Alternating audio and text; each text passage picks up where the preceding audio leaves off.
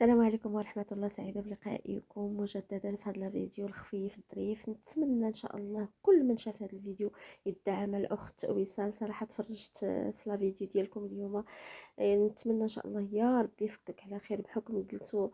دعيو معايا، ما كرهتش حتى انا نبارطاج هذه الصورة ديالك، ويدعيو معاك الناس ولو يشوفوا من قناتي غير 10 100 200 اللي كتب الله. المهم نتمنىكم كاملين اخوتي تدعيو معاها وتقول لها الله يفكك على خير، والله يعمل صدر ربي، يا ربي يا ربي يجيب لها وليدها على خير ويفك على خير وتنوض ان شاء الله البنيته.